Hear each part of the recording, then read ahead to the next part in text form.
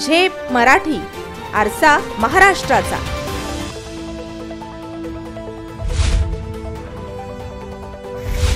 नाही फोडायची आता रोड झालाय ना बरोबर, तुम्ही मराठी समजता, तुम्हाला रोड आता झालेला आहे बरोबर, तुम्ही परमिशन दाखवा फोडायची नवीन रोड।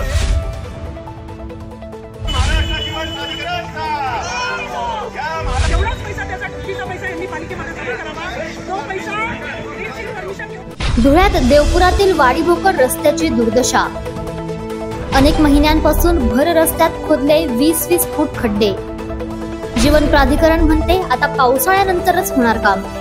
नागरिक संतापले, सामाजिक कार्यकर्ते रस्त्यावर उतरले, अधिकाऱ्यांना घेरले, प्रशासनाला धारेवर धरले। काय आहे वाडीभोकर रस्त्याची कहाणी?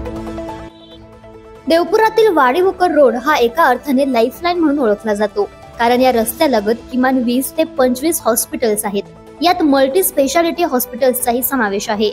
दररोज किमान 10 ते 15 अँब्युलन्स या रस्त्याने धावतात। रुग्णांचा जीव वाचवण्यासाठीची ही धडपड असते, मात्र यात अडथळा येतो तो या नादुरुस्त खोदलेल्या रस्त्याचा। खरे तर बऱ्याच कालावधीनंतर वाडीभोकर रोडचे भाग्य पालटले आणि 1.5 वर्षांपूर्वी सुमारे 17 कोटी रुपये खर्च करून या रस्त्याचा कायापालट झाला। परंतु चांगले रस्ते खोदण्याची धुळे शहराची परंपरा येथेही लागू झाली आणि अमृत मराठीसारण योजनेअंतर्गत काही महिन्यांपूर्वी हा रस्ता पुन्हा खोदण्यात आला। जेसीबीच्या मदतीने तब्बल 20-20 फूट खोल खड्डे करण्यात आले आणि याच खड्ड्यांचा रहदारीला प्रचंड त्रास होऊ लागला। नागरिक हैराण झाले, सामाजिक कार्यकर्ते संतापले, अखेर ते रस्त्यावर उतरले। सामाजिक कार्यकर्त्या प्रभा परदेशी यांनी सनदशीर मार्गाने जीवन प्राधिकरणाकडे पाठपुरावा केला, पण ते काही थारा देईना। मागील 8 ते 10 दिवसापासून जीवन प्राधिकरणचं जे खोदकाम चालू आहे बिना परमिशनचा, त्यांना विचारणा केली असता त्यांना आम्ही सांगितलं की मी हे काम थांबवून देईल, जे खोदकाम केलेलं आहे ते आम्हाला करून देण्यात यावे। तर जीवन प्राधिकरणचे सागर पवार साहेबांनी मला फोन केला, त्याची रेकॉर्डिंग 8 मिनिटाची माझ्याकडे आहे।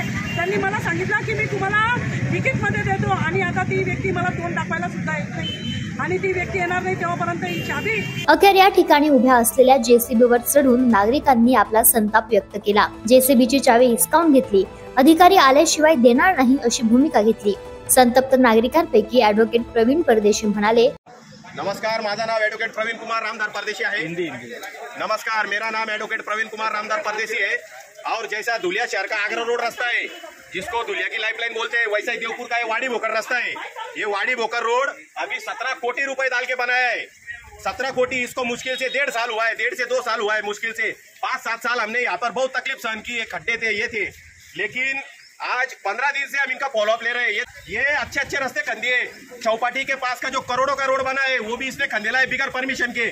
जीवन प्राधिकरण म्हणते आता पावसाळा गेल्याशिवाय काम होणे शक्य नाही, त्यामुळे नागरिकांचा रोष वाढणे स्वाभाविकच आहे। काम पूर्ण केल्याशिवाय आम्ही हटणार नाही।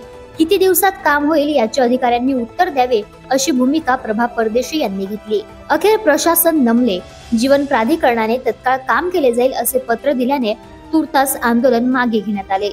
अशाच वेगळ्या आणि ताज्या बातम्यांसाठी पाहत रहा झेप मराठी, आरसा महाराष्ट्राचा। संपादक प्राध्यापक अनिल चव्हाण, धुळे।